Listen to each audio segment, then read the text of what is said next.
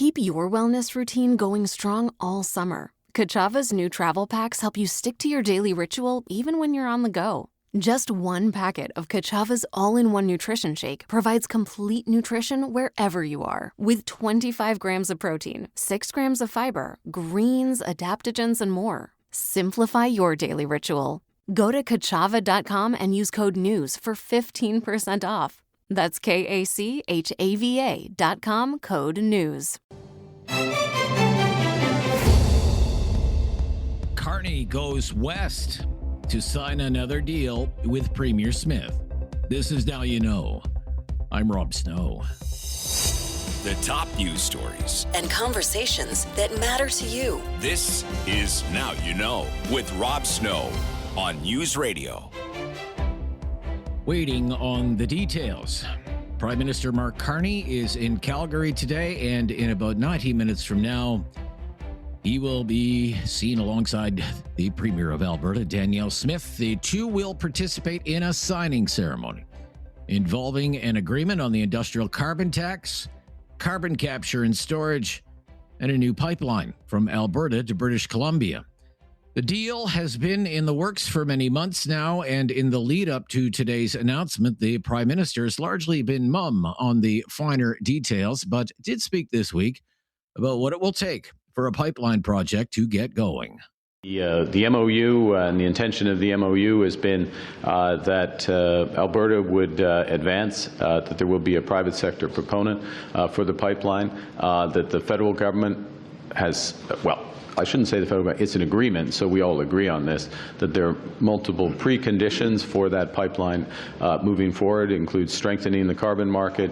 It includes the methane regulations that the minister helped put in place and have been put in place now. It includes very much the Pathways project moving forward. No pathways, no pipelines, so all those elements moving forward. But we're making progress, and it's a private sector component. Obviously, you can't designate something which has not yet been fully proposed. So that's why I chose carefully the word advancing as opposed to concluding. The Pathways project is the massive carbon and capture storage project. It involves the 6 largest oil sands producers and includes a 400-kilometer carbon pipeline from Fort McMurray to a storage hub near Cold Lake. The cost of that project is estimated to be as much as $20 billion. There are hopes it could start operating by the year 2030. Ahead of today's announcement, the federal energy minister, Tim Hodgson, was in BC, where a new pipeline project is not popular with that province's NDP government. He said the agreement between Ottawa and Alberta, though, is about much more than a pipeline.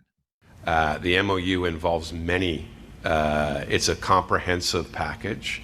It's around how Alberta and the federal government move forward together in building interties between Alberta and the rest of Canada. It's around how Alberta grows its renewables. It's around how Alberta integrates nuclear into its economy and shares that power with other provinces like British Columbia. It's about how Alberta builds the largest carbon capture and storage project in the world, which will create, will be the first time a country completely changes the carbon intensity of a whole industry and creates a new industry that we can export around the world. And if there are a number of prerequisites laid out in the MOU that are met, it then talks about a pipeline. So it talks about a lot more. It's a comprehensive vision. It's about how Alberta moves forward and Canada moves forward together in shared prosperity. BC Premier David Eby has always called the idea of another pipeline to the BC coast a fake project that his government is against. Yesterday, Premier Eby said he hopes to speak with the Prime Minister next week about the pipeline project. I am hopeful to be able to meet with him again next week to follow up. We're reviewing the details the Prime Minister has provided about what's in the MOU in terms of implications for British Columbia, the most significant of which relate to the carbon tax. And we'll be able to speak a little bit more comprehensively to it at that point. But I will say, here today, We're talking about a group of international companies that are investing hundreds of millions of dollars, progressing towards a final investment decision on a major project that will have a material impact on Canada's GDP and on prosperity for British Columbians, high-paying jobs, revenue to pay for public services, and other opportunities. These are the kinds of indicators that one would typically look for in a major project. We have 35 of these. They are worth in excess of $88 billion, not including LNG Canada Phase 2. And from our perspective, there is an opportunity for the federal government to work as closely with us on these projects as they work with the government of Alberta on Premier Smith's proposed pipeline, which has yet to have a proponent or a route. The Prime Minister's arrival in Alberta highlights what has already been an eventful week in that province, with an Alberta judge tossing out a separatist group's petition that could have led to a referendum this fall on the question of Alberta remaining in Canada. This week, Premier Smith vowed to appeal that ruling. The Prime Minister was asked about it and suggested announcements like today's show why Canada can work for Alberta. My role in the role of the federal government is, and we're pursuing this, is to practice cooperative federalism, to work with the provinces, work with the territories, work with Indigenous Canadians, and get things done on behalf of all Canadians. That's what we're doing with the province of Alberta. As someone who was raised in Alberta, proud Albertan, I view that very much the best place for Alberta is in Canada, and certainly a Canada that works, which is what we're pursuing. And I think the evidence, well, others will judge, but we're making that progress on behalf of Albertans. But by making Alberta stronger, we're making all of Canada stronger. Among the other items that are expected to be part of today's signing ceremony is a long-awaited agreement on the industrial carbon tax. That's at $95 a ton in Alberta. Under the Trudeau government, it was supposed to hit $170 a ton by the year 2030. Now the top line is $130 a ton, according to reports, not to be hit until the year 2040. Speaking last week in Ottawa, after meeting with Prime Minister Carney, Premier Smith suggested there's been a breakthrough. The Prime Minister and I both went into the discussions not looking for a compromise, but looking for a win-win. And I think we have to level set on where we were. As I mentioned, we were looking at a $170 carbon price by 2030, which was completely unachievable. We were looking at emissions caps that would have shut in production. We were looking at net zero power regs, which would have prevented any investment in our natural gas power grid and impaired our ability to attract investment for AI data centers. So we have already seen a number of win-wins by seeing many of those laws addressed. When it comes to the time frame, again, it's just one of those judgment calls. We had differences of opinion about how quickly we could move and the impact that it would have on the energy sector, and we found that we got closer today.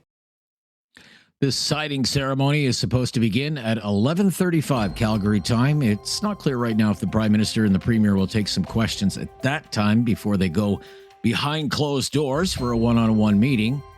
The Prime Minister's office says Mark Carney will meet the news media for a Q&A at 1:25 Calgary time, 3:25 in the Eastern time zone. I'm Rob Snow. This is Now You Know. This is News Radio. Now You Know with Rob Snow continues on News Radio.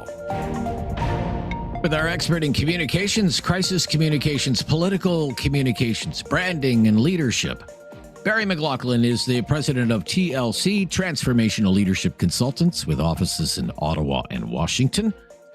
Barry teaches at the University of Ottawa's Professional Development Institute and at Cape Breton University's Shannon School of Business. You can follow Barry on his Substack. You can listen to his podcast, and he's with us every Friday. Hi there. Hey, Rob. How are you? Yeah, I'm very good. How are you, Barry? Great. We're ending into a beautiful, sunny, warm Tulip Festival weekend, so pretty good mood. That's right. Yeah. The weather's splendid in your nation's capital. It has been weeks, Barry, since Doug Ford announced his government would buy a private jet for $28 million and then wasn't going to buy a private jet just days later. That plan was quickly shelved after it was dubbed the gravy plane. But the story is still making headlines.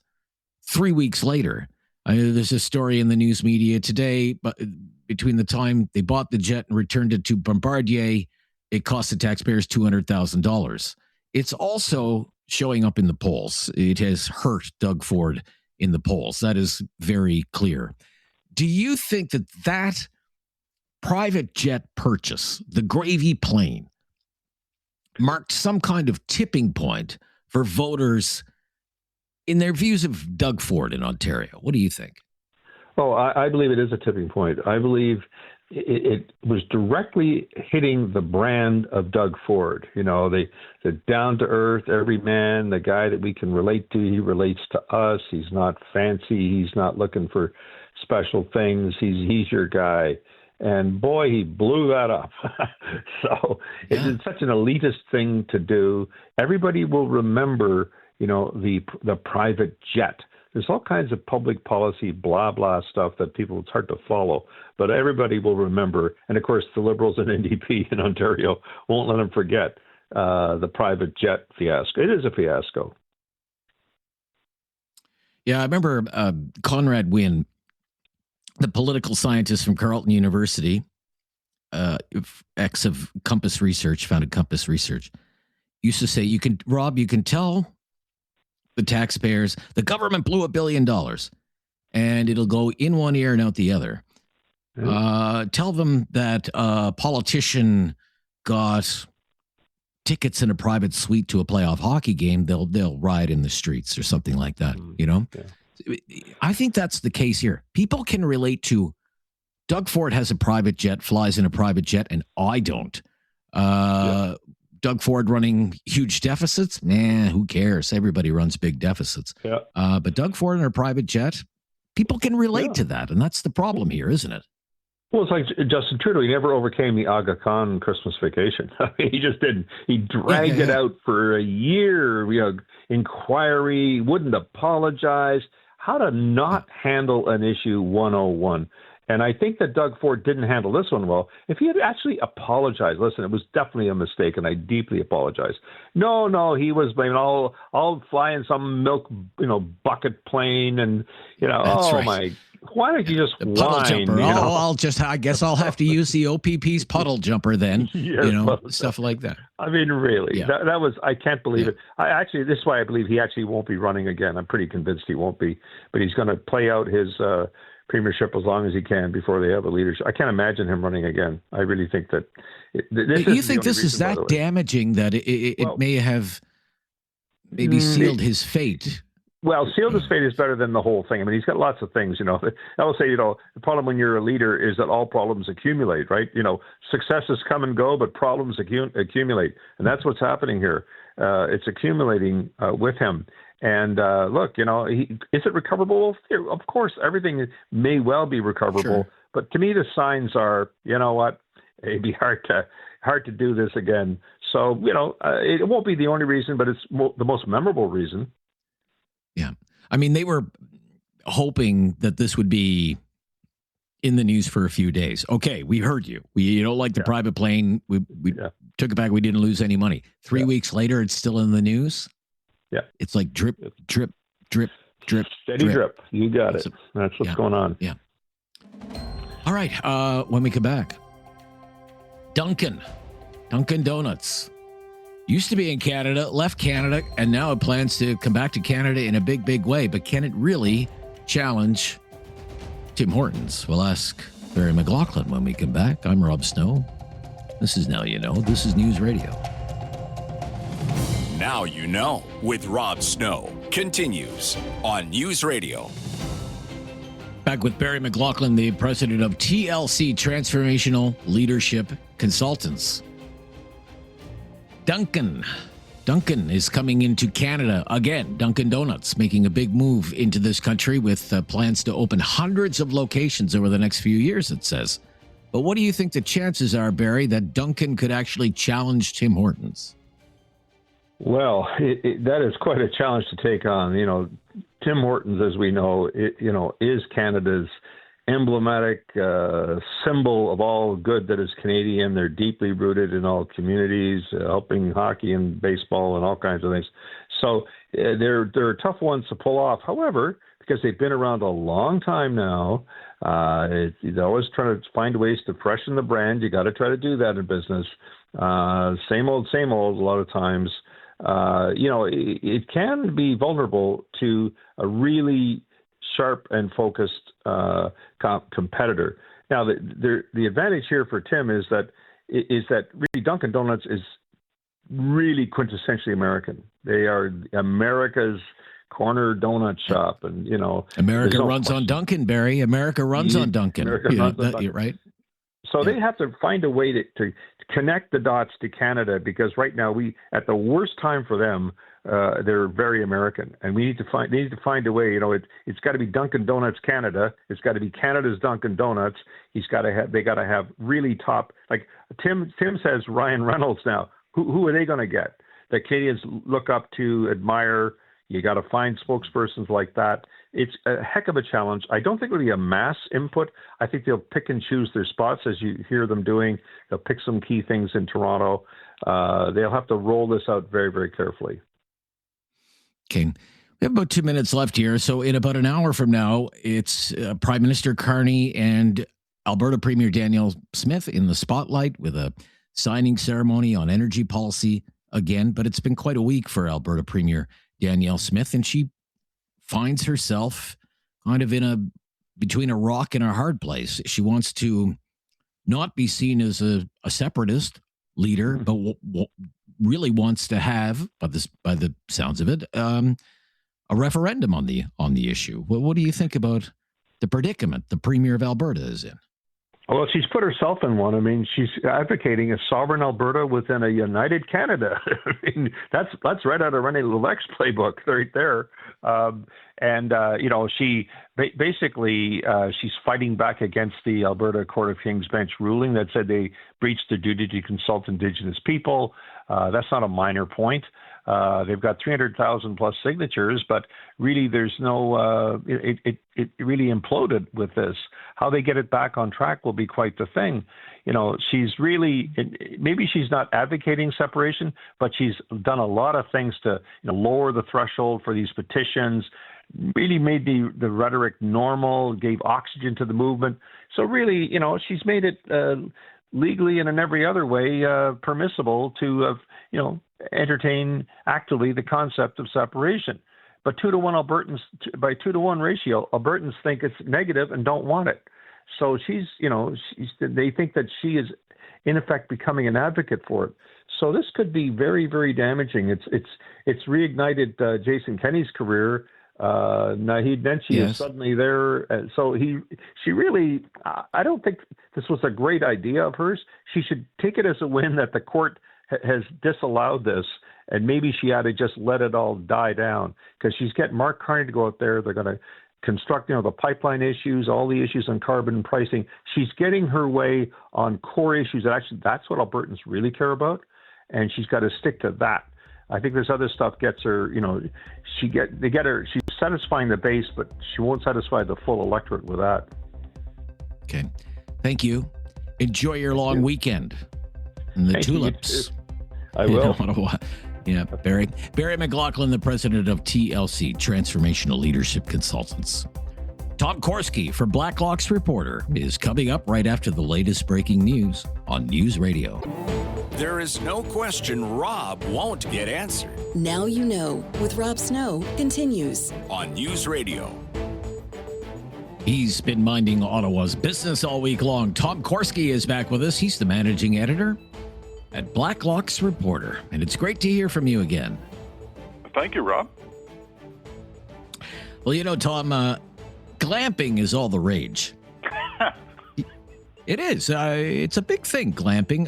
Up here in the Gatineau Hills where I am, we have several glamping spots for people who, don't want to fuss around with tents and whatnot.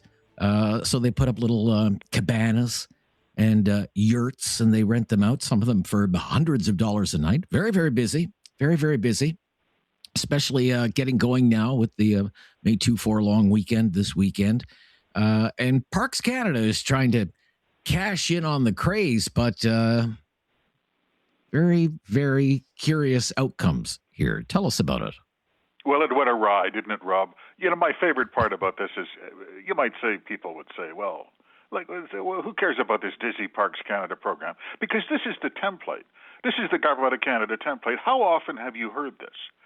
They identify something that's not really a problem. They spend a bunch of money on it, millions, and then they don't keep the paperwork if they can find out if their solution, air quotes, worked or not. They decided it was a problem that camping receipts were down. There were fewer people going tenting in national parks. So what? Well, Parks Canada thought it was a problem. So you're right. They issued a bunch of sole-sourced contracts, bought $15 million worth of these little cabins. They spent undisclosed millions more to level grounds, put in portable toilets, get in the firewood, the firewood shed, the whole bit. Undisclosed costs, and then they were going to rent them out, and they were going to reintroduce camping to a whole bunch of people who don't like camping. Problem, they don't know if they recovered their costs or if there was a charge to the taxpayer. What was it? Other than that, it runs like a Swiss watch, Rob, and that's the Government of Canada. And I mean, you've got a picture here of what these units look like. I mean, they're tiny little A-frame. I wouldn't even call them a cottage. Like they're smaller than a cottage. Like one room essentially. Oh, no, it's a tool shed. Yeah, basically. Yeah, right. Yeah, a little A-frame thing. Nice though. Nice to have. How much? Am I reading this right? These were $57,000 each. 57,000. That's their accounting. That's the Parks Canada auditor said that. That's right. Holy smokes! $57,000. I'd like more than one room on my A-frame cottage for $57,000. I'm sorry. But the solar lighting alone was $1,400. I mean, Rome wasn't built in a day, honestly. And so you say, well, that's fine. But they rent them out, and then they make money for taxpayers. Everybody's happy. But they didn't include maintenance costs or repairs, and they don't know if they made money or not. The contracts expire in 2026. Please don't renew those contracts. Yeah. I mean, it's $57,000 for these little A-frame type huts, I guess you could call them. $13,000 shipping and installation. $3,500 for wood stoves. Okay, well, that's kind of the going rate for a wood stove these days. $1,400 for solar lighting for each one of them. $33,000 per unit for land clearing, renovating, upgrading picnic areas. All told, it's $15 million. But they have no idea if it improved attendance at the national parks and the camping grounds at the national parks. That's the thing. They have no idea if this improved the situation or not. It was just kind of something they did. Incredible. And that's the playbook. That's exactly right. Yeah. All right. We have new information from the budget office on how much the government is spending now on seniors benefits, like old age security, for example. What's known now? The budget office tells us this year, with accounting for inflation and all the budget estimates, they're called, over $89 billion. Rob, this is headed for $100 billion very, very quickly. Everyone knows this is because of baby boomers. Yes. Headed for $108 billion and no time flat, but right now it's about $89 billion. What did the budget office say?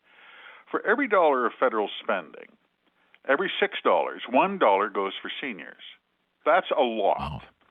And when you talk to, especially, but this is a fascinating statistic, 2 years ago, for the first time in Canadian history, more seniors than children in our country. You talk to young families, they always get it coming and going because they have the expenses. Everyone knows that. You have children, you don't have any money. That's a big charge for them. And it's interesting that this has not really been an issue. Outside of some advocacy groups who said, look, could you at least income test some of these benefits to a greater degree than they do now? But they don't. That's right. $89 billion is a lot of money. Yeah, $89 billion. And as you say, growing. It's one out of every $6 now. Some interesting items in here. Canada's grayest city, Parksville, British Columbia. 44% of the residents of Parksville, British Columbia get old age security. 44%. Holy smokes. Elliott Lake, Ontario. almost 40%. Cobourg, Wasaga Beach, Ontario, 34%. Hawkesbury, Ontario, not far from Ottawa, about 32%. I don't think it's any surprise because it's always had a reputation of being the seniors' haven. But Victoria, British Columbia, the largest population of seniors among the provincial capitals, almost 1 in 4 qualifying now for old age security. Tom Korski is with us. Lots more to talk about, including subsidies for the news media, Buy Canada, loopholes in the Buy Canada policy. You could drive a high-speed train through.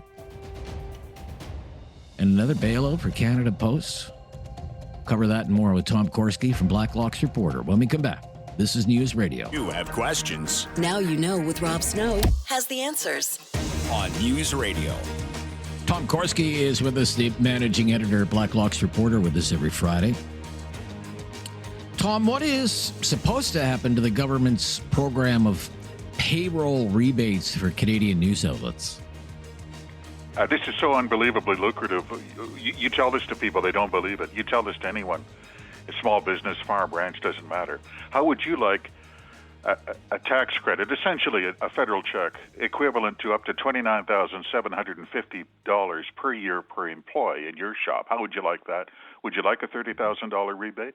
Because that's what paid publishers get. They have to apply for it. They have to be approved. The rebate is currently $30,000. It was temporary, air quotes, temporary pandemic measure. It expires December 31st, and the publishers are just panting with the Department of Finance to extend that rebate. Otherwise, it would be cut in half to only, air quotes, only $14,000 a year per employee. Right. Rob, the figures here are simply breathtaking. There are shops that we know of. They don't have to disclose the amounts they get, by the way. Some of them do because they're penny stock traded on the exchange. They have to file shareholders' reports. It is nothing for some of these publishers to get $1 million a year in direct payroll rebates, and they still can't make money. Hopeless. Wow. Yeah. So the main lobby group that is asking for this to be extended and not for the payroll rebate to be cut in half, as it's set to be at the end of the year, the main lobby group is News Media Canada. Who is that, News Media Canada? Who do they represent? They represent most of the newspaper publishers. And frankly, if you want to know how sleazy this is, if you subscribe to a daily newspaper, ask yourself, when's the last time you saw any article in there about their lobbyist asking Cabinet for more aid? That would be zero times that appeared. Okay. Buy Canada, Build Canada Strong. These are all very popular slogans for the government. Buy Canada, Build Canada Strong. But there is a Buy Canada policy, but just how strict is the government's Buy Canadian policy? This is classic. Prime Minister announced it last September after Labor Day. Everyone remembers. What did he say? Canada's on a mission to build Canada strong, end of quote. That's a great slogan. And then immediately we see through access to information, federal managers started dreaming up reasons not to comply with Buying Canada. Here's a Department of Agriculture memo. And it said, well, we're not going to buy Canadian if it costs extra time. That was my favorite part. We don't want to spend any extra time, and certainly not if it costs money. So if the Chinese supplier can undercut a Canadian supplier, tough luck, Charlie. And we're also going to exempt buying Canadian if it's not in the public interest, in our opinion. Well, that pretty much, that kind of covers the waterfront, doesn't it, Rob? Right. In other words, if it's more expensive, it wouldn't be in the public interest. So there would be an exemption to the so-called Buy Canada rule. The Department of Public Works, for example, just a couple of weeks ago, made a submission to the Senate National Finance Committee and said, this. Quote, isn't this something? Canadian suppliers could be 100% foreign owned, so long as they had a storefront address and a GST number. The policy does not establish a share ownership threshold. As I say, there are so many exemptions and loopholes to this Buy Canadian policy. You could drive the Alto high-speed train through it right now. It's gold. Yeah, it's incredible. All right. Canada Post, we've documented time and again how tough it is for Canada Post and what may be ahead for tens of thousands of Canada Post workers. However, that is still not stopping the federal government from continually lending, I'm using air quotes here, lending Canada Post money. How many times has this been done now, and how much? Well, there's 3 cabinet orders for sure. The figures on the 3 cabinet orders comes to $2.7 billion. Canada Post says some of that is lapsed money, and that is not 2.7. It's about 2.1 billion. Either way, this is now extending into 2027. Your air quotes financing. By the way, why air quotes? Well, there's no interest from documents we've seen tabled with parliamentary committees to date. No interest due, and there's no payment schedule. So it's not really like a loan in the kind of the traditional sense. It sounds like a gift from grandma, but either way, they're going into 2027. Yeah. They have this is to keep the doors open, Rob. Yeah. It's kind of like grandma saying, here you go, grandson. I'm going to lend you some money so you can go to university. Wink, wink, nudge, nudge. You can pay me back when you're on your feet, kind of thing. But you're really going to pay back grandma with interest. Okay, finally, this is very interesting to me. We have a floor crossing MP who also happens to be a shareholder in a company that has billed taxpayers more than $500,000 in government business over the years. I would like to know, this is Laurie Idloat's company, how is this even possible? Because she's not a member of cabinet. Believe it or not, under the Conflict of Interest Code and related companion code, an act for legislators, public office holders, if Ms. Idloat was in cabinet, and by the way, this is why I think they could offer her attorney generalship and she'd turn it down because she couldn't take the pay cut. This is hundreds of thousands of dollars in sole-sourced contracts through her company for, air quotes, indigenous training. It's all the rage. And this is serious money. She can do it because she's a backbencher MP or previously a New Democrat MP. But this is big money and all sources. Rob, only losers bid on public tenders. When you're Laurie Idloat, MP, you get a sole-sourced call. Yeah, 17 federal contracts over 4 years for a company where the MP is a shareholder in the company. 17 federal contracts over 4 years, more than $500,000 in government business. Good to be here, I suppose. Work. Unbelievable. Yeah. Tom, thank you so much. Enjoy your long weekend. Enjoy Victoria Day, and we'll get caught up soon. Thank you. And you. Thanks a million, Rob. Yeah, bye-bye. That's Tom Korski, Blacklock's reporter. I'm Rob Snow. This is News Radio. No question goes unasked or unanswered. Now You Know with Rob Snow returns on News Radio. Well, the long weekend in May is almost here. And in many parts of the country, the weather actually promises to be, well, almost summer-like. In Halifax, it's a Blue Nose Marathon weekend. The highs for both Saturday and Sunday looking to be in the low 20s with sunshine, then sunny and 18 on Monday. Across Kitchener-Waterloo, highs also in the low 20s for Saturday and Sunday, then up to 29 degrees for the holiday Monday. Chance of showers, though, all 3 days. Not a lot of rain, but a slight chance of showers. Boy, in Calgary, not so much, eh, Curtis? My gosh, any snow on the ground, Curtis? No snow yet. Still sunny out. No snow yet. Okay. All right. But single-digit highs, the call for Saturday and Sunday, like between 6 and 9 degrees. Even a chance of snow, maybe tonight or tomorrow, up to 14 degrees on Monday. That's a little better. And I notice a special weather statement in effect for some parts of the Alberta foothills. Maybe 20 centimeters of snow. I know a lot of people going camping too. Long weekend. You do. Well, they're a tough lot. Well, long weekend road trips are certainly going to be more expensive this May long weekend. In Nova Scotia, gas prices jumped again overnight, inching ever closer to $2 a liter. The average price, $196.2. 196.2. Gas prices across many parts of Ontario actually fell by a few cents a liter overnight, down to about $1.90 in places like Kitchener. Gas prices across Calgary near that level, averaging about $1.88. Out in Vancouver, though, gosh, gas prices are still above $2.20 a liter. Very busy sports weekend ahead. In Major League Baseball, the Toronto Blue Jays are back in action tonight. They're on the road in Detroit facing the Tigers. 6:45 Eastern time tonight. Trey Savage on the mound for the Jays, who are 3-7 in their last 10 games. Detroit, though, has lost 3 straight and is in last place in the American League Central. You can catch that on Sportsnet, Sportsnet Plus, and on the Blue Jays radio network.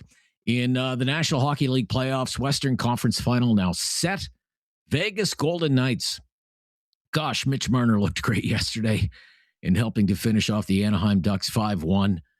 So the Golden Knights win that series 4-2 and move on to face the Colorado Avalanche.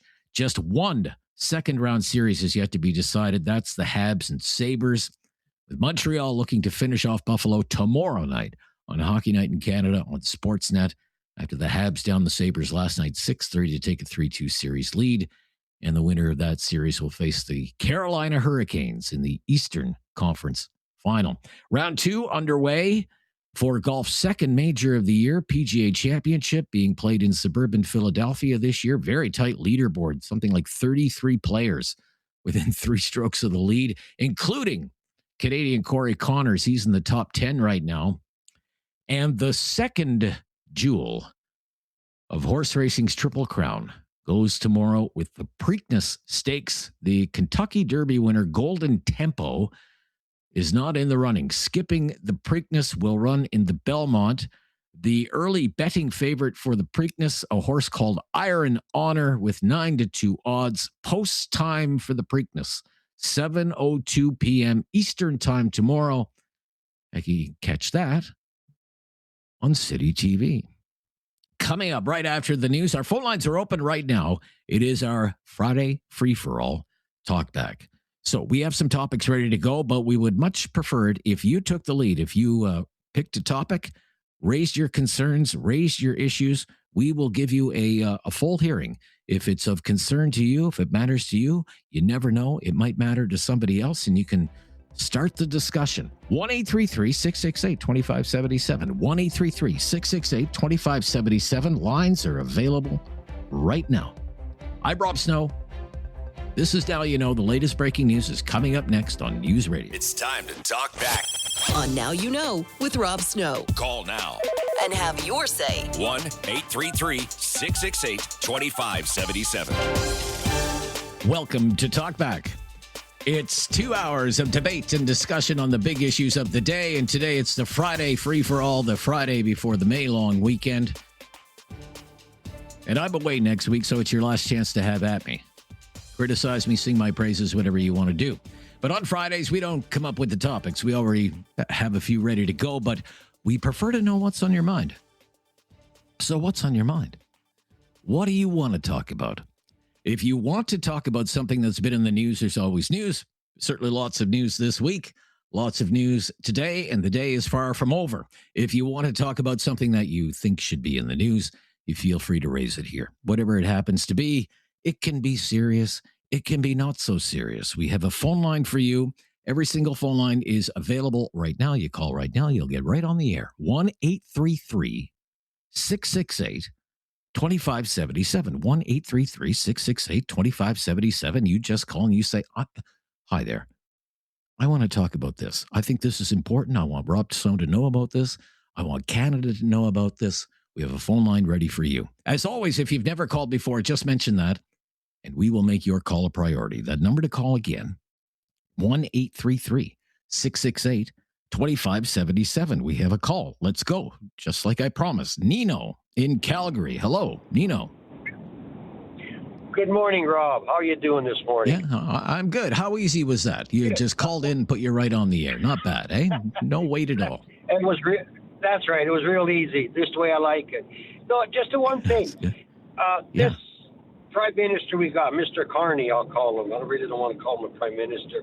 So he keeps blabbing off about Canadian, buy Canadian, Canada's the best place, Alberta should stay in Canada, blah, blah. Why does his wife and kids reside in the U.S.? Why are they not in Canada also? Yeah, I don't know. I don't know where his wife lives. I thought his wife lived in Canada. Apparently she's in New York. No, what I've been reading and hearing, apparently she's something like in New York or something, but she's not in Canada. So this is my problem with this government, is that they want us to do everything Canadian, and I'm all for that. I don't want to be another state, or I want to stay in Canada, but I want Alberta to be a part of Canada like the other eastern provinces are. Let's give us our fair shake also. Okay. So where do you think Alberta is not getting a fair shake? How are you not getting a fair shake? Well, one of them is our oil. Like, what's with this oil? Yes. We can't move our own product to open water and that because we have our own provinces holding us back. This never used to be like that. And also with the way Quebec is dealt with these transfer payments. And I get this. Okay, I understand. I've been told, well, we don't understand how the transfer payments work. Yeah, whatever. We still send more than we get back in transfer payments to Quebec and have-not provinces. And how are they not have-not provinces is beyond me. Yeah. Well, I'm with you on that. I live in Quebec, by the way, but I still don't understand what makes Quebec a have-not province. Let alone, it does get the most in equalization, doesn't get the most per capita in equalization, but what makes Quebec a have-not province? Really, seriously. I don't know. I really don't know what makes them have-not province when they have a surplus. There's no surpluses. Yeah, there's no surplus in Quebec anymore. There may have been a time when they were running small surpluses, but you'd be hard-pressed to find. I don't think any of the provinces are running surpluses now. Yeah, I get that. I mean, we're in a state right now with all this war going on, and the two big wars between Ukraine and Russia, and now this one that the illustrious Trump started with Iran. Like, this is just going nuts. But at the end of the day, the taxpayers are paying all this. So, but yet, and don't get me wrong, please, and don't any of the listeners get me wrong. I have no problems with helping another country. But we got to start helping our own. We just can't keep doling out these millions and $200 million, last week. And yet, everyone here in all of Canada give generously to charities. I don't mind, but how about the government helping out a little bit more? If I could just ask you one thing, because you started with a conversation about Carney, and you don't think the government is being fair to Alberta. I've heard all of this and then some. Mr. Carney is in Calgary right now, and in 20 minutes from now, he's going to sign a deal with your premier that may see the development of another pipeline to the West Coast. As long as they come to this agreement on, the industrial carbon tax and this Pathways carbon capture and storage project. This was one of the questions I wanted to ask today anyway. Are you confident that at some point in the next year or two, we are going to see heavy equipment and workers actually building a pipeline from Alberta to BC? How confident are you with that? I'm not. I'm still not confident. You're not convinced that that's going to happen. No, okay. I'm not. And the reason being, Rob, is it's not Carney. I'm not going to blame the Prime Minister on this. I know Danielle Smith is, as far as I'm concerned, the best premier we've had since Ralph Klein. She's for Alberta. She is like Lougheed. She's for Alberta. And that's awesome. Now, the reason I don't think so is what I heard right after the signing that's going to happen today. Right after that, who came on the radio? Mr. Eby from BC, and he will not have this happen in his province.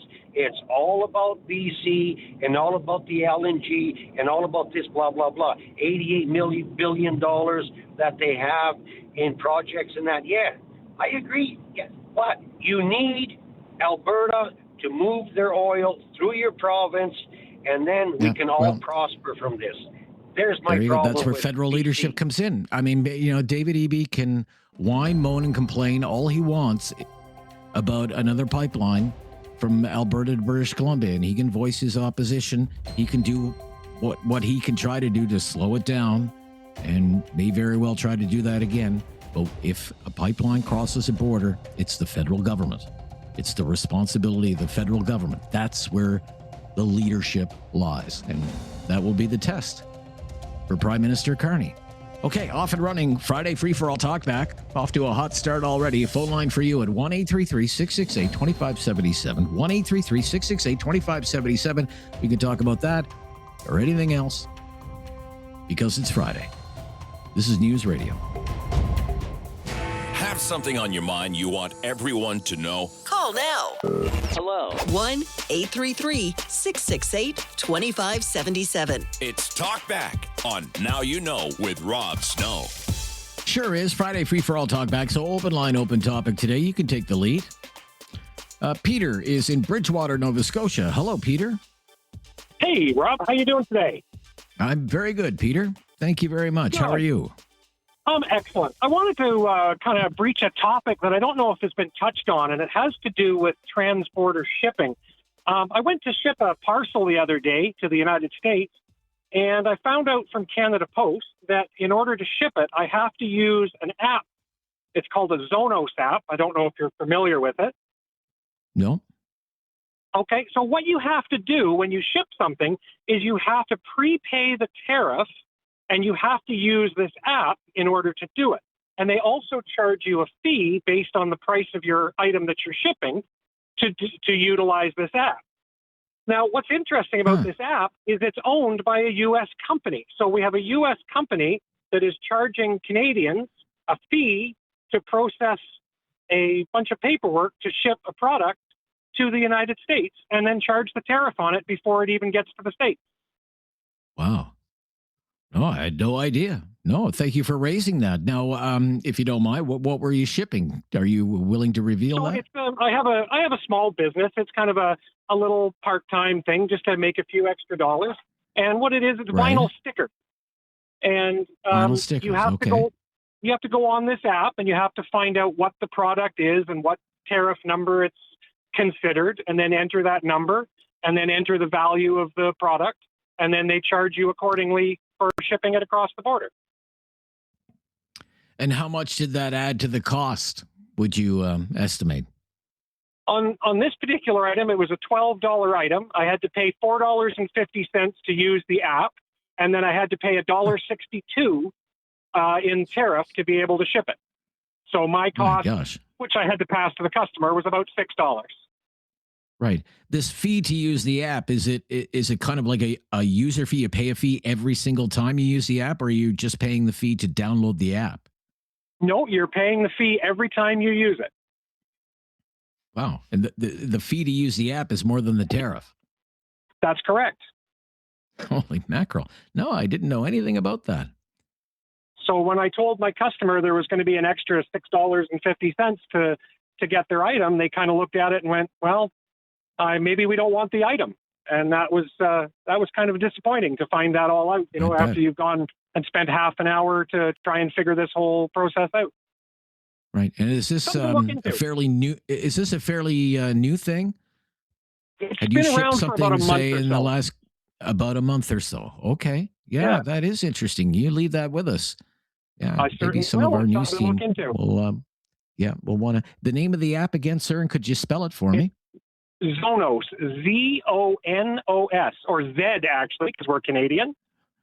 Right. Okay. Zonos, Zonos. Okay. Thank you, Peter, for raising that. That's very interesting. Maybe somebody else will have some comments on that. Thank you for your call today. All the best.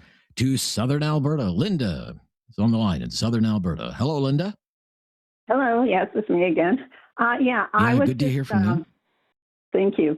In response to Carney's stipulations, whatever he's going to put on this supposable letter again for the pipeline, I think with all the hoops and stipulations and everything, Alberta should just connect with the pipeline that the U.S. is willing to put right up to our Alberta border, and not all the hoops and the stipulations and the fees and whatever else we're going to have to pay, and let them just take it. I think it would be cheaper for us. We probably won't make as much going the other way, but it sounds like the other way is a pipe dream. Pipe dream. Okay. Because again, this is one of the questions. That's a good one. This is one of the questions that I'm asking. You know, the hope is that this really accelerates a pipeline project, you know, and maybe as I say, heavy equipment and workers, maybe a year, maybe a little bit more than that. You're not confident that is going to happen in the case of BC? No, and I think the other way around, we could probably get going at it next year. You know, I don't know what stipulations or what requirements would be for Alberta to finish. Well, I don't know whether it was the Keystone Pipeline or whatever it was that Biden had blocked from the U.S. going up. Yes. Well, that's the one they want to put back on. That's the one that Trump has just issued a permit for. Yeah, the Bridger. Yeah, and that's called Bridger. I mean, that's less than 100 kilometers from our border to theirs. So, yeah. And then as far as what this other person had mentioned about fees and stuff to ship things across the line. Yes. My grandson's friend had a home business where he did business with people across the line and stuff. But he said tariffs and fees got so much he just had to close up his business. So. Yeah, it's kind of sad because there are a lot of people, you know, like Peter said, you know, he's just selling vinyl stickers, trying to make some cash on the side. I don't know if it's an eBay type business, but I've heard from at least one eBay seller in the last few months about how these new fees and tariffs, it's really putting a damper on their ability to sell products through platforms like eBay from Canada to the United States. Very interesting. Yeah, Thank you for your call. Thank you, Linda. Yeah, have a good long weekend. Bye-bye. I'm Rob Snow. It's Talkback Friday, free for all. Talkback, of course. So pick a topic. We will hear you out. This is News Radio. Have something on your mind you want everyone to know? Call now. Hello. 1-833-668-2577. It's Talkback on Now You Know with Rob Snow. Andy in Calgary up next on the Friday Free for All Talkback. Hi, Andy. Hi, Rob. How are you doing? Yeah, very good, Andy. How are you today? Good, very good. That's good. What's on your mind?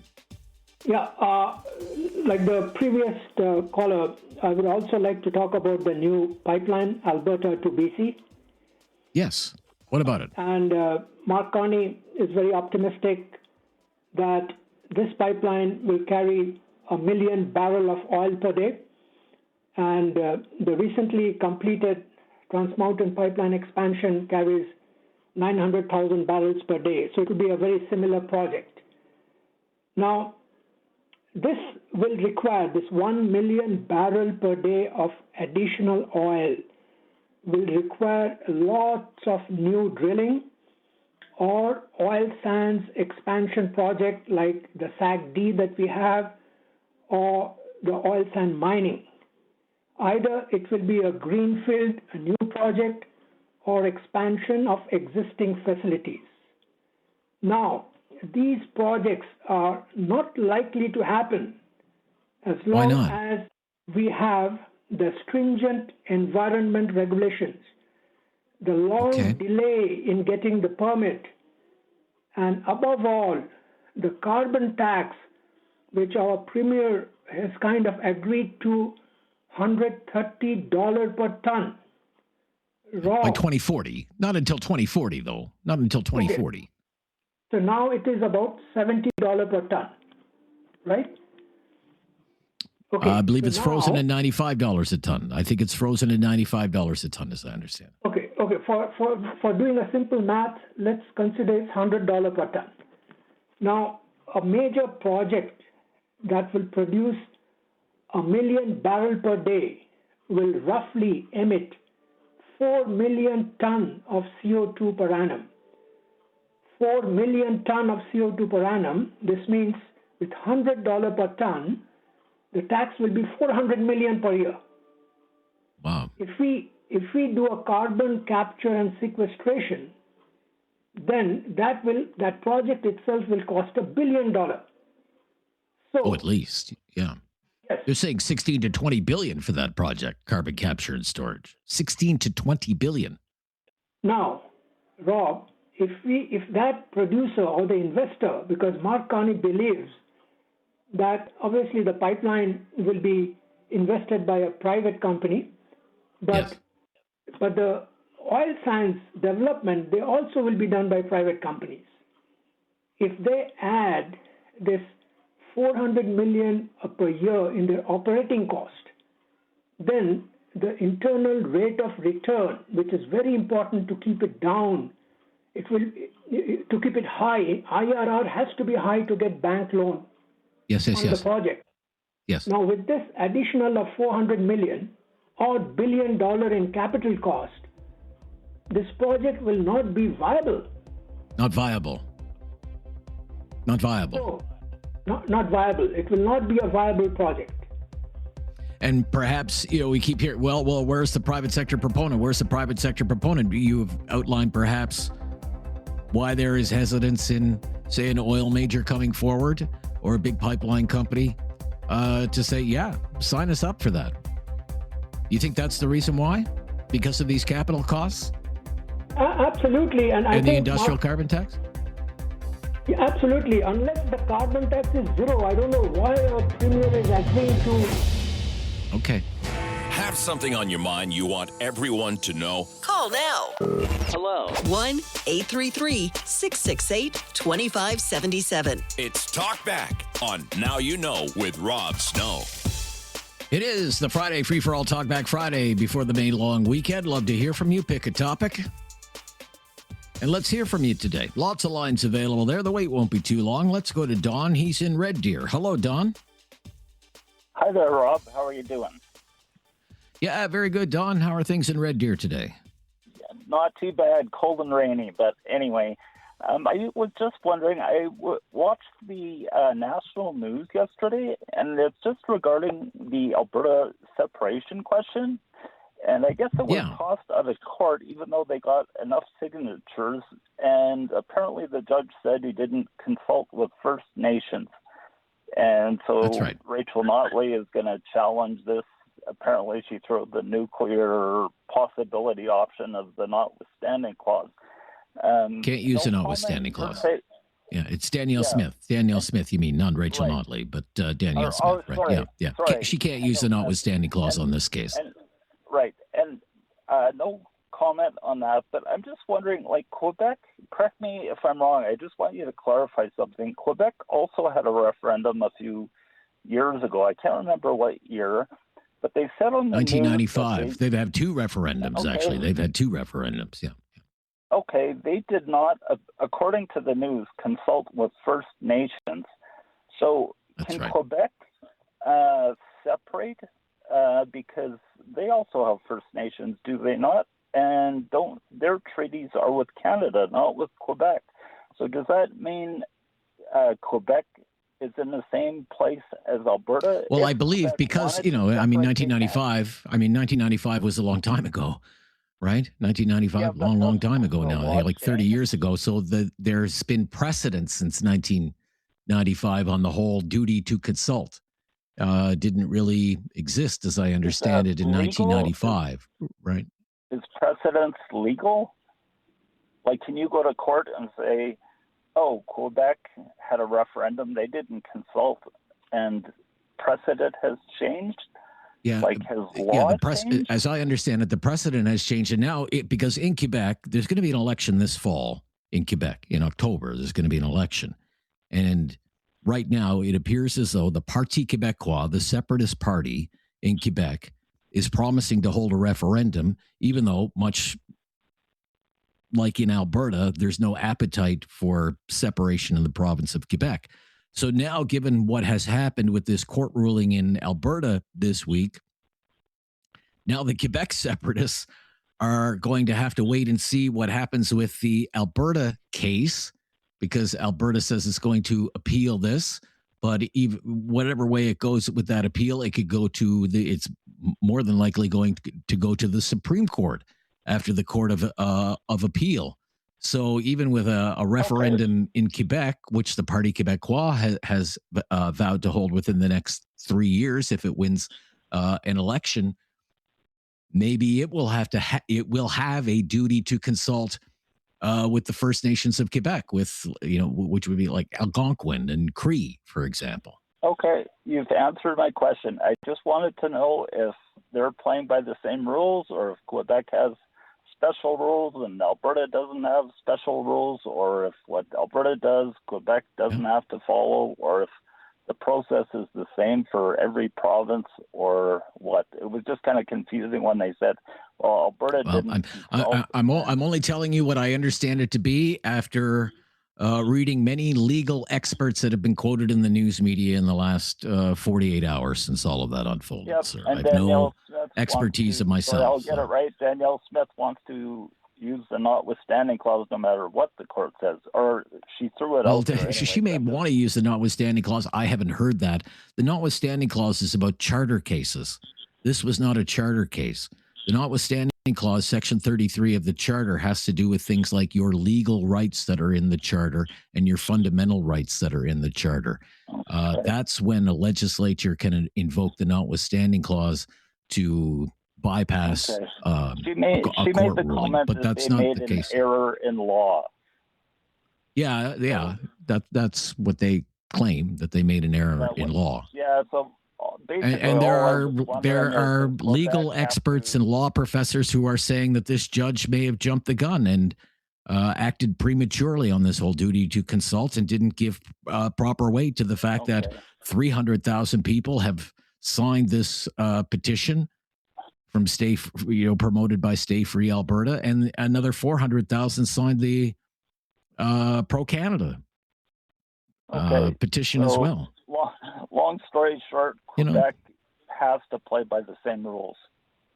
We'll have to play by the same rules. Yeah. And right now we don't know what those rules are. Okay. Thank you. All right. Yeah, it's complicated, isn't it? Al is in Calgary. Hello, Al. Thanks for taking my call, Rob. You're welcome, Al. Thank you.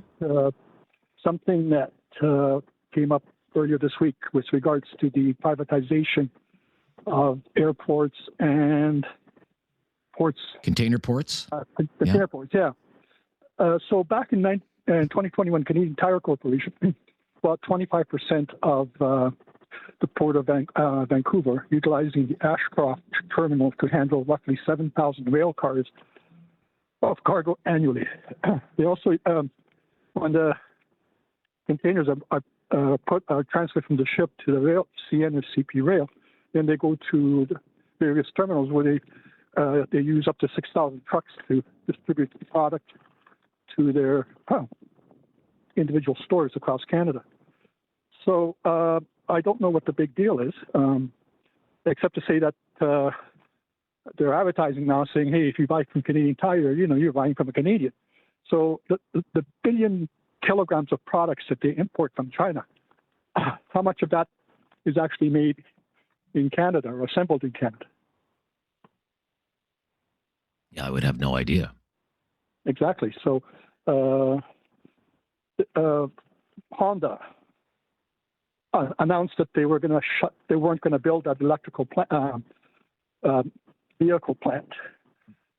The EV plant in Ontario, yes. Yeah. So the only reason I bought a Honda is because it was made in Canada. It's made in Canada. Yes. If I'm not buying anything made in China, and yet who do I go to? Canadian Tire, or do I go to Amazon? Okay, I kind of lost you there. I'm not following where you're taking me. Well, it's just same thing with this announcement that's coming up here in Calgary or Edmonton. I'm not sure where it is. It's all in the fine print. It's in Calgary. Oh, all in the fine print. Okay. It's all in the fine print. Okay. All right, Al. Thank you. Gotta go. Friday free for all Talkback, everyone. 1-833-668-2577. Every single phone line is available right now. We'd love to hear from you. This is News Radio. Have something on your mind you want everyone to know? Call now. Hello. 1-833-668-2577. It's Talkback on Now You Know with Rob Snow. We are monitoring everything that's happening in Calgary right now, and the meeting underway now between Prime Minister Carney and the Premier of Alberta, Danielle Smith. The signing ceremony about to get underway. They have made some opening remarks. They're smiling for the cameras. And after their opening remarks, they'll sign the documents, and then they will go into another room, and they're supposed to have a meeting. And then at about 1:30 or so Calgary time, there will be a news conference with Prime Minister Carney. So we're watching all of that, and 660 News Radio in Calgary will have all the details about today's announcement, of course, throughout the day. Emerson is in Calgary. Hello, Emerson. Good morning, and thank you again for the privilege to be on your program. Rob, I was just thinking out loud this morning, why does Danielle Smith have to waste her time waiting to appeal that judge's decision out of Edmonton denying the separatist movement? Why doesn't she just put it on the referendum? Like 65% of the members of the UCP membership want to see it on there anyway, so why doesn't she do the right thing and just say, I'm everybody's premier, it'll go on, and let's see what happens? Why does she need a judge to tell her to do it? Well, there are a couple of ways to look at that. One of them is to look at it through the traditional lens of how you would look at it if a PQ, Parti Québécois premier, did that and said, we're going to have a referendum on separation. How would you view that? You would view that person as what? A separatist. Right? They want to question. They want to put a question on on separation, on breaking up the country, and that person's a separatist. Danielle Smith insists she's not a separatist, that she's a federalist who just wants a better shake for Alberta, which I can appreciate that. So maybe that's why she's hesitating, to do what you have suggested she do, and she's under a tremendous amount of pressure, as you also suggested, from her own UCP members to do this, right? I think it's because she doesn't want to be labeled a separatist premier. That's why. But it's also been suggested that if she was to do that and say add a 10th question, the 10th question for the referendum being on separation, that it would just prompt the same sort of court challenge from First Nations again. And they would say, no, you're trying to get around it the same way, and it would just be the subject of another court challenge. But is it true that she might have a hard time maintaining her leadership if she doesn't comply with the members' request? So they were saying that a lot of members are thinking that they might want to challenge her leadership. That's what the leading people like Mr. Sylvester and Jeffrey Rath are saying. We have 300,000 people here. They're not all UCP members, but we could make them all UCP members. We could do a mass drive, and if she doesn't put this on the ballot for this fall, we'll try and take her out. She wouldn't be the premier anymore. Right. Find a new leader right. of the UCP. Well, I just want to say that, when people are elected, like Carney, when he was elected, he said, I'm everybody's prime minister, whether you voted for me or not. But when it comes right down to brass knuckles, really, as if they're going to appoint a conservative person to the Supreme Court, I'd love to see it happen, but they probably wouldn't do it, even though he says he's everybody's prime minister. She says she's everybody's premier for all Albertans. So this is her time to step up and shine. Yeah, she's going to take some heat either way. There's no question. Doesn't matter how she goes on this. She's done. She's like a toilet seat. She's up and down. One day she says one thing, one day she says another. So just want to leave you with these comments. I want to wish you, your family, and all of your friends a beautiful long weekend. God bless you. Thank you for giving us the chance to be on a balanced program. God bless. Bye-bye. Okay. Thank you, Emerson. Yeah. Bye-bye. Grant, hang on the line. We'll get to your call next, Grant, here in the first hour of the Friday free-for-all Talkback. But we do have to stop here.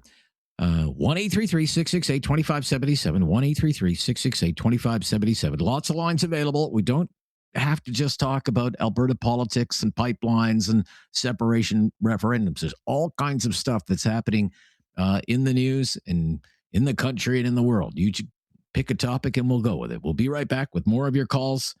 I'm Rob Snow. This is News Radio. Have something on your mind you want everyone to know? Call now. Hello. 1-833-668-2577. It's Talkback on Now You Know with Rob Snow. Yes, it is Friday Free for All. Open line, open topic on this Friday before the long weekend. Grant in Calgary. Thanks for waiting, Grant. Hi there. Hello. Hi. Yeah, hi, Grant. Go ahead. Well, first off, I think we, do need a pipeline to the coast. I'm all for that. I hope it goes through. I'll believe it when I see it. But, I was reading about the judge that struck down this referendum thing and Smith calling it undemocratic. I mean, it's, last time some judge ruled against them, they changed the law. So that's, how can she say a judge making a ruling is undemocratic? I just don't understand that. Okay. So you're not buying what the premier is selling. Is that what you're saying, Grant? You don't believe what you're not judge totally made a ruling in line against with what the separation, and she's calling it undemocratic, and it's not the law. Well, a judge represents the legal system. I would say they know the law, but they seem to have this way of going around changing laws, just like they did for the signature they need for these petitions. Like they lowered the number that was required. Yes. And they gave them more time to give these signatures. So that's in favor of the separatists. That's right. Right. Okay. No, I don't buy that at all. And I hope it doesn't happen. I mean, it's like I said before, we're landlocked. Without BC, our oil doesn't get to the coast. Where's it going to go? South for the Americans. I read there last year, I think it was, we sold LNG to the United States. They turned around and sold it to somebody else for more. Why didn't we sell it to that country? Oh, I see. Okay. Now, Premier Smith said today that as part of this agreement, they could get going on the pipeline September of 2027. So a little more than a year from now. All right. You must be encouraged to hear that. Yeah, I think that would be a bonus for the province and for the country. Same as if they jump on this Keystone XL again, that would be another plus for the province and the country. Right. We have so many resources. Why aren't we making those available to not only ourselves, but the rest of the world? Of course. All right. Do you give the Prime Minister any credit for going to Calgary and making this announcement? Yeah, I think he's putting in a good effort, so we'll just see what happens from there. It's just like out in Ontario there with this, what they call it, the Ring of Fire and the Hudson's Bay, Ring of Fire, Port Harbor, all that stuff it's all talk, but let's get the ball rolling here. Let's get moving. Sure enough. All right, Grant, thank you. Yep, good to hear from you. Ken is in Cochrane. Hello, Ken. Hey, Rob. Hope you'll have a really good long weekend here coming up. Just wanted to comment on the Alberta separation thing and the court ruling. I can't imagine that a Court of Queen's Bench justice would really purposefully put her thumb on the scale, but in actual fact, that's kind of what she's done at making this particular ruling at this particular juncture in the overall courts system. So the reason I'm saying that is that when she makes this ruling at this particular period in time, she's left herself open to a perceived apprehension of bias. People have already described the fact that, she was liberally appointed and so on and so forth. So she is open to that type of criticism. I'm not saying that she actually did that. But to make a decision that she made, basically saying that people can't even ask the question about whether or not they want to separate, that I think is a hill too far.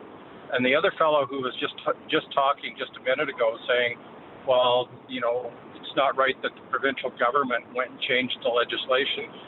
That's the purview of the provincial government. The provincial government created the first law in the first instance, and if it didn't have the intended consequence of what they actually intended, they have the right and the ability to go back and fix it. And so I believe that that's what they did. I think that the the Court of Queen's Bench justice has erred in the way that she. I don't know what happened. In the way that she applied, in the way that she applied the law. You think she put the cart before the horse? That's a common opinion, a very popular opinion in the last 48 hours. I thank you for your call. That is our time for the first hour. We're going to have a brand new topic in hour number 2 that has nothing to do with Alberta politics. Something brand new for you to consider and weigh in on the Friday Free For All Talkback on News Radio. It's time to talk back. On Now You Know with Rob Snow. Call now And have your say. 1-833-668-2577. Welcome to hour number 2 of Talkback. It's the Friday Free For All Talkback. So it's wide open today, everyone. You can start a conversation of your own. I want to introduce a brand new topic that has nothing to do with the politics of Alberta, Prime Minister Carney, or Alberta Premier Danielle Smith, or separation, or referendums, or pipelines, or industrial carbon taxes, or anything like that. It's a brand new topic, and I really hope to hear from you on this. With your help, let's talk about dogs, okay? And dog owners, bad dogs and aggressive dogs, and bad dog owners. The reason I want to get your take on this, okay? And the reason is there's been a series of news reports this week from various parts of the country about aggressive dogs and what I would call negligent dog owners. One of the stories is out of Amherstburg, Ontario, where a woman was out with her daughter, walking their own dog on a leash. Looks to be a German Shepherd, again, on a leash, and they're walking down a residential street. And out of nowhere comes this Rottweiler, and it goes straight for them. And the German Shepherd manages to bark and bite back at the Rottie. They kind of start scrapping, and the Rottie takes off. It disappears. But then just like a minute or two later, out comes the same Rottweiler along with another Rottweiler, and all heck breaks loose. And the German Shepherd, this is all captured on home security video. The German Shepherd is barking and fighting back, and it's trying to protect its owner, but it's kind of outnumbered. And the woman ends up getting bit by one of the Rottweilers. And some time passes, about 90 seconds or so, and finally, the owner of the two Rottweilers emerges from his house and manages to get his dogs under control. They had apparently jumped the fence and attacked this woman who's, out with her daughter and their dog. And he gets the dogs under control. So there's video of that, and it's all over social media and Reddit in Amherstburg. Now, also this week in Toronto, and this was all over the Toronto news, there was a dog that was described as a pit bull type dog, a pit bull cross, and it's just wandering around off leash.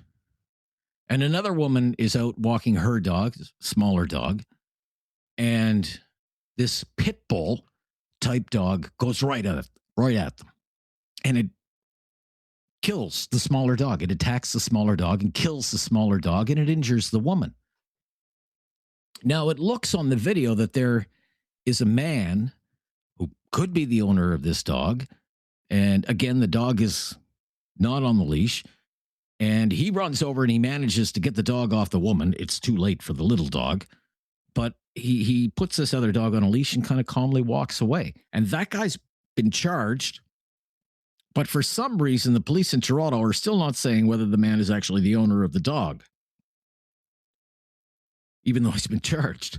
But according to the most recent reports out of Toronto, that dog, pit bull type dog, still on the loose.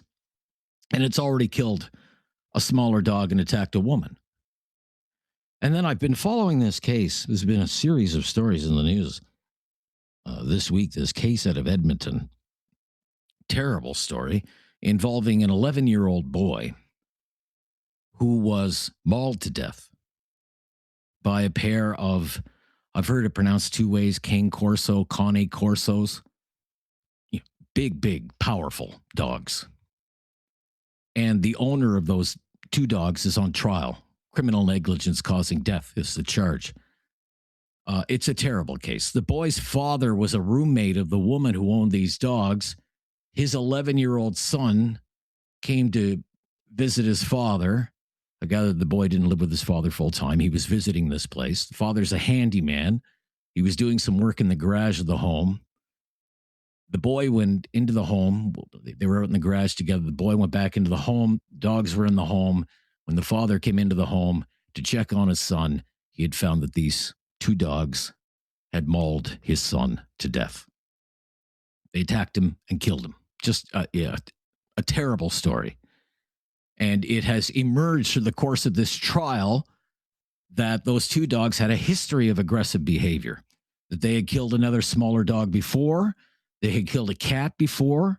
They had attacked one of the owner's friends before. These dogs, they're like 120 pounds each. Big, powerful, powerful dogs. These are the kinds of dog stories that have been in the news in the last week or so. Aggressive dogs, big, powerful dogs, but also owners that don't seem to be able to control their dogs. Rottweilers, pit bull type dogs, and these Cane Corsos. Here's what I want to know, with your help, dog people, a special appeal to people who love their dogs. Okay? I have a dog, Springer Spaniel, love him to death. Always under control, never out of my sight. Do you think some dogs are more prone to be aggressive? Are some breeds of dogs just wired a certain way that they can become aggressive? Or is it all about the owner? Does it all come down to the owner of the dog? This is what I want to know. For example, are Rottweilers more aggressive than other types of dogs? Or are pit bull type dogs more aggressive than other types of dogs? You would certainly get that impression from reading the news media sometimes. Or these Cane Corsos, okay, involved in this terrible case in Edmonton, but those were also the same type of dog involved in that terrible attack you may recall a few months ago in Nova Scotia, in rural Nova Scotia, where a young boy was killed. Are some dog breeds just dangerous? Or is it all about the owner?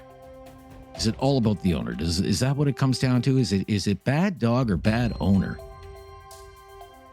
Please offer an opinion today here on Talkback. 1-833-668-2577. 1-833-668-2577. Every single line is available. Let's kick this around for the next hour or so. Love to hear from you. This is Talkback. It's News Radio. Have something on your mind you want everyone to know? Call now. Hello. 1-833-668-2577. It's Talkback on Now You Know with Rob Snow. Friday free-for-all Talkback. Let's go to Barb, is in Calgary, first-time caller. Hello, Barb. Hello, how are you? I'm very good, Barb. How are you? I'm great, thank you. What do you want to talk about? So basically, I'm just calling about the pit bulls, about the dogs. Yeah. I think it's on how Yes, you about the treat your dogs. animal. I had a 14-year-old pit bull, and his bark was like the worst thing of him. He basically loved to cuddle, and yeah, other than that, he was not vicious or anything. I think it's on how you treat your animals. Right. Do you think pit bulls get a bad rap? Yes, I do. I know a lot of pit You bulls, do? and they're good dogs. They are? What makes them good dogs? Pardon I'm me? always a little, can I be honest with you? Whenever I see a pit bull type dog, I get a little skittish. You know, I don't trust them. I just don't trust them. I don't know. I used to be scared of dogs like years ago, like when I was in my 20s and 30s. I'm in my almost 60 now. And once I got my pit bull 14 years ago, I don't know. I became not scared of dogs at all. It's weird. Yeah, I'm not scared of dogs. I've always had dogs in my life. I have a dog right now, as a matter of fact. Bulls or anything like that, you know? Yeah. But yeah. And what, if I could, Barb, what possessed you to get a pit bull? Well, I was actually looking for an animal, and we couldn't find one. And then we heard this lovely bark at the other side of the pound. And so I went to see this dog. And just the way he was sitting and looking, I went to see him, and I fell in love instantly and got him. Yeah. Okay. Didn't matter. There were what never he any was. signs of aggression. There were never any signs of aggression. No. Oh, no? maybe when you Okay. take his toy away, you know, you want to take the toy and throw. Other than that, like not really aggression, more kind of no, I don't want you to take it type thing. So. Yeah. My dog will do that from time to time. He'll go like that, but a stern talking to usually puts an end to that. I find.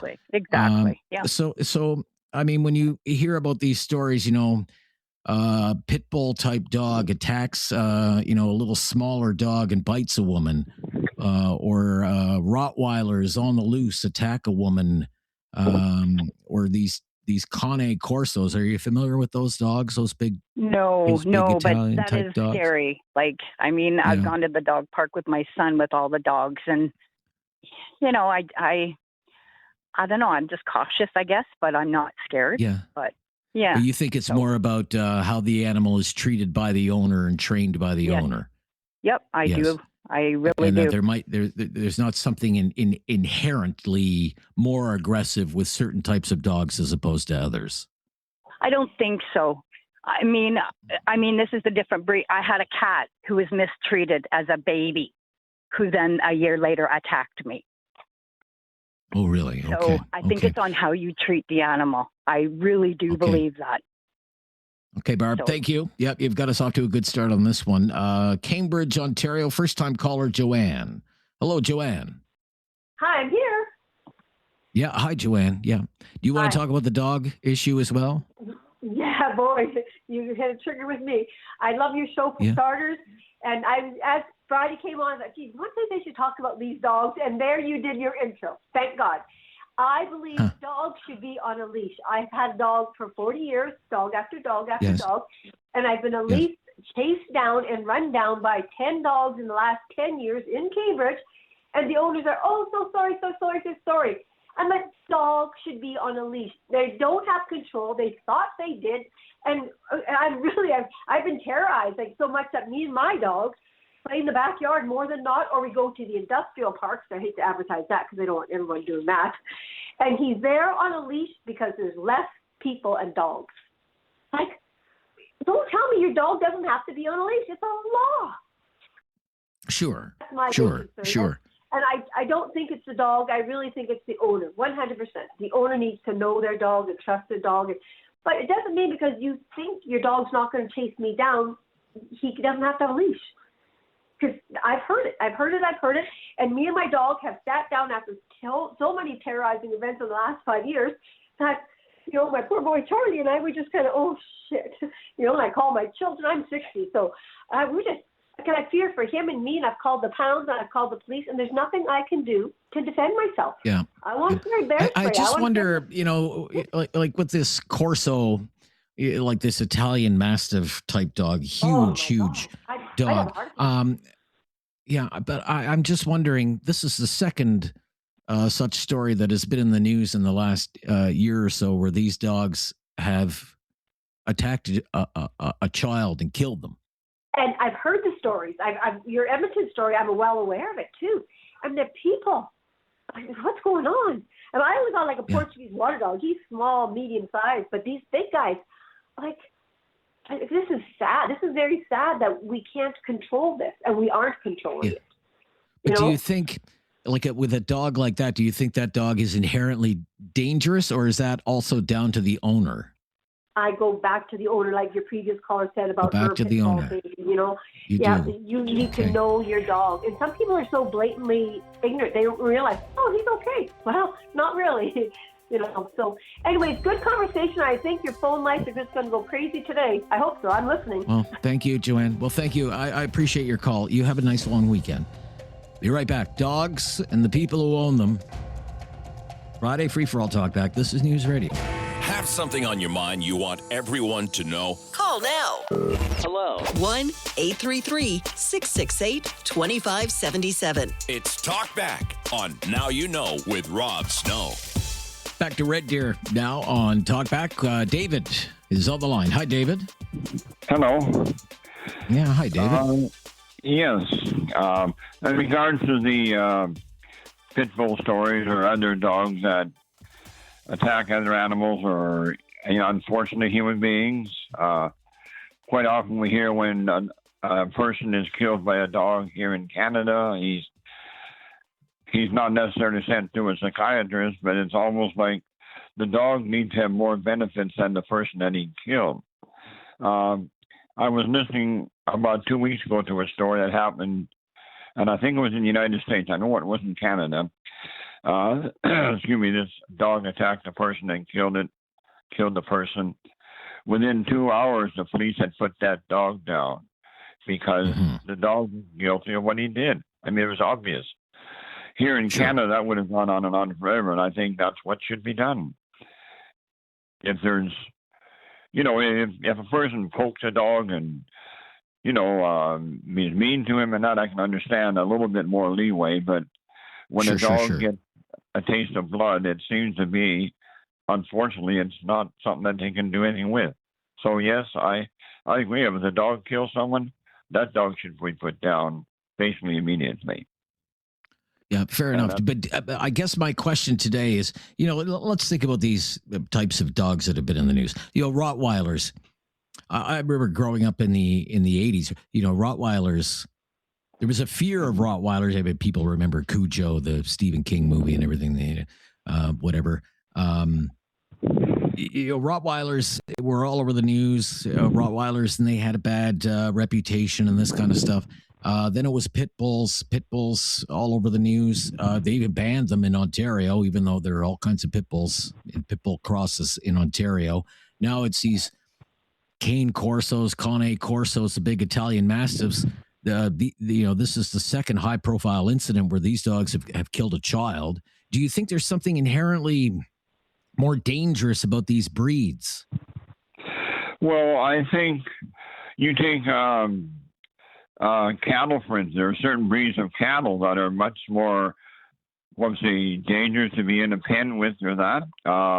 It's the same with many different types of animals or creatures that, whether they're naturally that way or they've been inbred that way on purpose, I don't know. But the thing is, there has to be a limit in my thinking. And, I agree when I see a pit bull acting rather unusually or that, I want to make sure that I can get in my vehicle in a hurry if I'm walking down the street. So right. Okay. That's my thinking anyway. All right, David. Thank you. Yeah. Thank you. And thank you to the person who pointed out Cujo wasn't about a Rottweiler, Rob. It was about a St. Bernard. Yes, you're right. Chad in Calgary. Hello, Chad. How you doing today? Yeah, I'm good, Chad. Thank you. Yeah, go ahead. Hey, I kind of got a convoluted answer. I think it's both. It's both. Okay. Well, if it's convoluted, look, just hang on the line, Chad. You're a first-time caller. Just hang on the line. I'll give you lots of time. You hear Curtis there. He's playing the music. And if it's convoluted, you're not going to be able to say it before the music runs out and they cut both of us off. I'll bring you right back on right after the news, okay? Just be patient. This is an interesting conversation that we're having about dogs today, given these aggressive dog stories that have been in the news that also involve negligent dog owners to a large extent.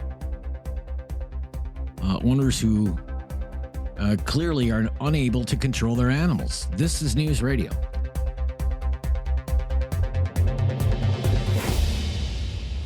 Have something on your mind you want everyone to know? Call now.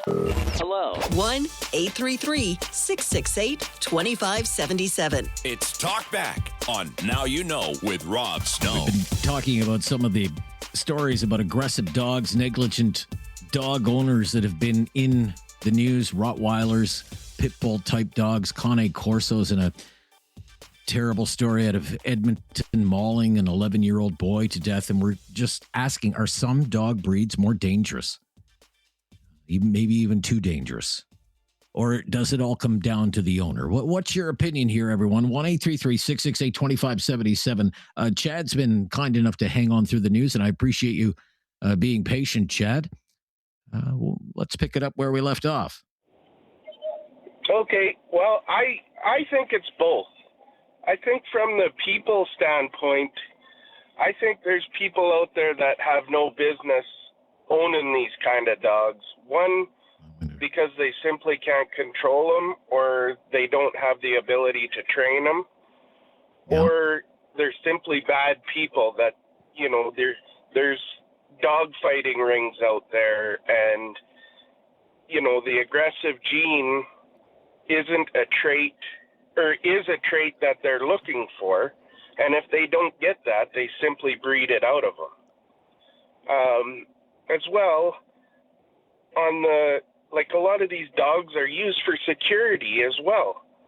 So that's where the breeding and that comes into play, and I feel like it's really both. I think there's a lot of these dogs that can be the most amazing pets out there, but I also feel, unfortunately, these dogs, a lot of that is starting to get bred out of them because of bad people and plus the industries that they're used in, such as security. Right. Yeah. Okay. Thank you, Chad. Yeah, you've been very patient. I appreciate your point of view. I really do. I agree with a lot of what you're saying. Let's go to Cambridge, back to Cambridge, Ontario. Alex is there. Hello, Alex. Good afternoon. How are you? Yeah, I'm very good, Alex. Thank you for your call. Your opinion, please. Yeah, definitely want to talk about that. I've been bit in the face literally twice by dogs. Really? But I am not. I am not afraid of them at all. Every dog has its own traits. It doesn't even. It's not even spectred towards one breed. I know you mentioned the movie Cujo. Kind of struck a bell and reminded me of a 90s movie, Man's Best Friend. Actually, that was all about Rottweilers. Was it? Okay. Movie. But yeah, there's definitely that misconception that these dogs are aggressive. I can say personally, I recently just got a bulldog, and I was a little bit leery of these kinds of breeds my entire life. It was definitely a step forward. It took a lot of courage, and I discovered that this is definitely a breed for me, and a lot of similarities, and I can understand where others are coming from, so I try like to be a bulldog or a pit bull type dog? Oh, a pit bull type dog? But I have had people actually ask me if it is a pit bull, so I get the misconception, and I've definitely learned to cross streets when I see people a little bit leery when I'm on a walk or whatnot. But I've noticed that there's been a lot of issues with smaller dogs kind of approaching him aggressively. And we did have an incident recently where a smaller dog was actually pulling its owner towards us, and I actually had to pull back and get out of the situation. So I definitely want to say there's a stigma for sure. I think we all recognize that in breeds, but these are all dogs, and they're all animals. They're all capable of being cooperative, good animals in the good setting. So I definitely want to say the onus is on the owners. We're responsible to take care of our animals, make sure that they're in an environment that is safe for them as well as others. And I can't see this steering from any other direction. There's a responsibility, and responsibility has to be taken for sure. Okay, thank you, Alex, for your call today. To Steve in Calgary. Hello, Steve. Hello. Hi, Steve. Yep, you're on the air. What's your opinion, Steve? Same sort of thing. I've had dogs on and off my whole life. I was just want to tell a story how one day I was picked my daughter up from the bus stop, and I was working my way up back to the house, and there was a man bringing a dog. It was a lab, just bringing the dog down, but my natural thing was to put my daughter on the other side of me to make sure that there's, a safety space in there just in case. It's something I've always done. And sure enough, when that owner got within 3 feet of me, their dog actually jumped across the owner, jumped across me, and tried biting my daughter's face. So that was one really bad experience, and it wasn't a pit bull. It was a lab, believe it or not, which are known for being very friendly. Yes.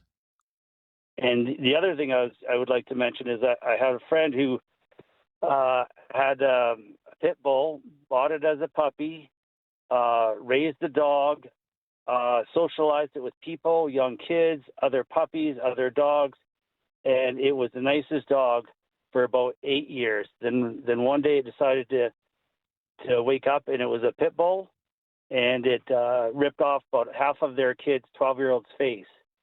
Oh my gosh! It wasn't being provoked or anything. It always reminds just me snapped. of the scorpion on the Just scorpion kind of snapped crossing a river. Yeah. So the dog was trained. The dog. It's just my nature. Yeah, the scorpion says, right? It's my nature. Yeah. So it's like I said, if you can't control the dog, you shouldn't have a dog. And once again, if the dog's nature is to become what they were born to be, then that's always a scary thing. Okay. Thank you, Steve. 1-833-668-2577. We have about 3 lines available there for you right now on Talkback on News Radio. Have something on your mind you want everyone to know? Call now. Hello. 1-833-668-2577. It's Talkback on Now You Know with Rob Snow. Imran in Calgary is up next on Talkback. Hello, Imran. Thanks for waiting. Hey, hello, Rob. Welcome back after the short vacations. How are you? I'm feeling much better now. Last week I had the flu, so I was at a commission for a while. So yeah. It's been going around. Glad to hear your voice. Well, thank you so much. That's very kind of you. I appreciate that. Thank you so much. What's your opinion on the topic there, Imran? Hey, look, I feel that big dogs, like these breeds that you guys have been talking about, the larger size ones, should not be allowed in the residential neighborhood, period, because these big dogs like Weilers and, pit bulls and all, they are very beautiful animals. I have no problem. I have a dog of my own, and she is very, very sweet and very, she's very playful and all. But large-sized dogs, if the owners don't train them properly, and they need bigger facility too. The Calgary homes are small homes, You cannot have large-sized dogs and you can expect to train them and like the way they should be in a larger space, So I think the pit bulls and all these type of dogs, they should not be allowed in the residential neighborhood, especially when the little kids are playing outside in the family neighborhoods, And these dogs, they don't know how to behave around little children and all, And the owner's responsibility is to train them thoroughly, but, these big size animals, sometimes training is not enough, they have their own abilities to do certain things, so you don't know when they're going to react and all that. So bigger size dogs, definitely a no for me in the especially in the residential neighborhoods. Okay, Imran, thank you for your call and your opinion. And your good wishes, and have a great weekend. Roselle. Hello. Hi, Roselle. Hi there. Yeah, you're on the air. Your opinion, please. I'm good, thank you. Go ahead. Kind of feeling what everyone else is saying. I think it should be mandatory for anyone having any dog, for that matter, to have them professionally trained and socialized. Because I think it's having a dog that has been around people and with kids, it helps, but it's still no guarantee that they won't get aggressive. And so do you think there should be some sort of, if I could, ma'am, if I could just interrupt there, because we've talked about this before, and I'm just curious, how feasible this would be to say, license the dog owner, maybe they're not allowed to have an animal unless they take a course or something like that and obtain a license. Is that something that you think should happen? I don't know if that would be feasible or not, but it would be, I think it's important to, if you can't handle the dog, then you shouldn't have it. Right. And I had a 3-pound dog, and I even got it trained. and He was the most amazing dog anyone could have. But if somebody 3 pounds. irritated her, she would growl. Yeah. Sure. Sure. So, Sure, but it's one thing with a 3-pound dog growling at you. It's another if it's a 120-pound dog. oh yeah. 120-pound dog tears you to very pieces. Strong. Yep. Yes. I'm still one of those ones that when those type of dogs come near me, I walk across the other side of the road. Yes, yes. 'Cause I don't want to take I'm a the same way. I see a pit bull. I do not feel comfortable in the presence of a pit bull. I know we've heard it from people. Oh, I've had pit bulls, greatest dogs, and so kind, so gentle, not an aggressive bone in its body, whatever. There's just something about them. I don't trust them. That's just me. Yeah, me too. 100%. Yeah. Right. Okay. Thank you, Roselle. Good to hear from you. Let's move along to Aurora, Ontario. Jamie. Jamie? How you doing, Rob? Good. Yeah, I'm good, Jamie. Thank you. Yeah, go ahead. Okay, I have a Rottweiler, and she is a big baby.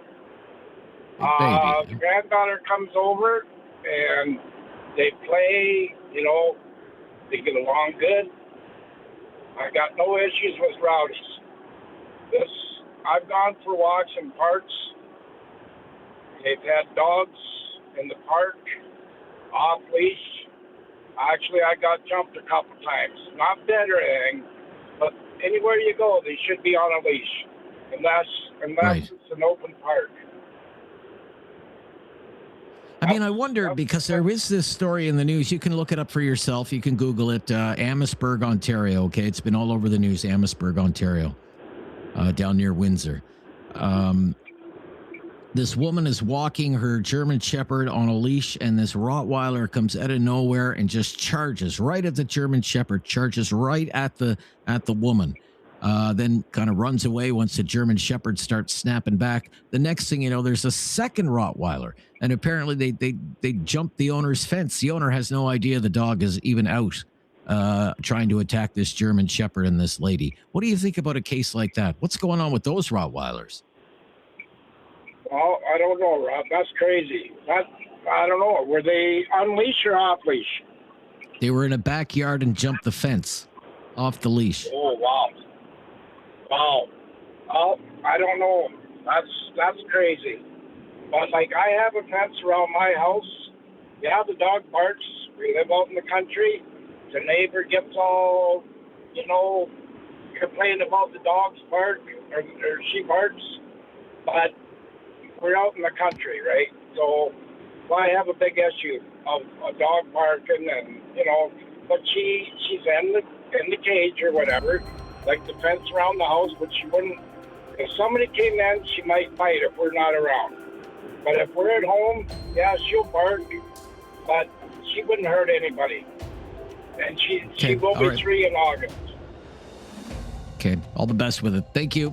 Be right back with a few more of your calls before we wrap things up for the week. I'm Rob Snow. This is News Radio.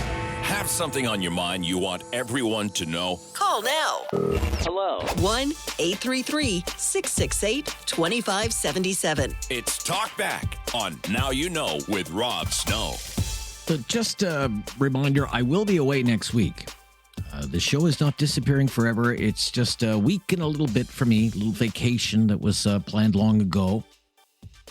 And looking forward to recharging, getting some time off. And I will be back on, not next Tuesday, a week from Tuesday. I believe that's the 26th. So we'll pick up our conversations then. Pretty hot one today, though, when it comes to dogs and the people who own them. Michael is up next on Talkback. Hello, Michael. Hey, Rob. How you doing? Yeah, very good, Michael. Thank you. Yeah. What's your opinion? First-time caller, but long-time fan. I'm calling. I don't usually call, but I'm calling because I think I can speak on this topic as an owner of both a Rottweiler and a Cane Corso. Okay. This Rottweiler is my fourth over the last 25 years. The Cane Corso was my first, and in that time I've also had a Bull Mastiff. I'm going to say, just in general, I know you don't have a lot of time, it's 95% owner. The only 5% with these dogs is their genetics. they're the muscle cars of dogs. It's just important that owners understand what they're getting and what they need to keep that dog safe, secure, and happy. It's 100% training, enrichment. They need to work. These are not dogs for everybody. And as I always tell anybody who asks me my opinion, if anything does go wrong, it will go real wrong with one of these breeds. Statistically, they're not even in the top 10 of dog bites. But when they do, it's going to make the news. So the owner has be devastating. Responsibility. Yeah, for sure. Yeah. And I'm not arguing that whatsoever. But as a 25-year owner of these breeds who's never had an incident, you need secure premises, you need training, and you need to be the one to do the training. Any good dog trainer will train you to train your dog because you're the one spending all the time with them. Right. But wonderful breed. Have you been following this story in Edmonton, sir? Are you familiar with what happened there? I am. I hear all the stories because I've been passionate about these breeds, as I mentioned, for 25 years. And like any other thing, I know bad things can go wrong, but I truly believe all of this can be avoided by an owner. Proper training, proper securement, proper enrichment, and understand what I mentioned, which is if something goes wrong with this type of dog, it'll go very wrong without question. Yeah, because as this trial has gone on, I mean, it's abundantly clear there was something with these dogs, and it must go back to what you're saying. They were just not. They're not trained the right way. They've killed another dog, killed a cat, attacked a friend, and now killed a child. True. Right? I know, and what does that say about the owner of these animals? Yeah. To me, it's I'm saying it's 95% the owner, and the only 5% I'm attributing to the dog is strictly based on their genetics. If we're talking about the Rottweiler and the Conne, which is what I have, they're Roman war dogs who've worked since those ages. They need to work. They have intrinsic guarding.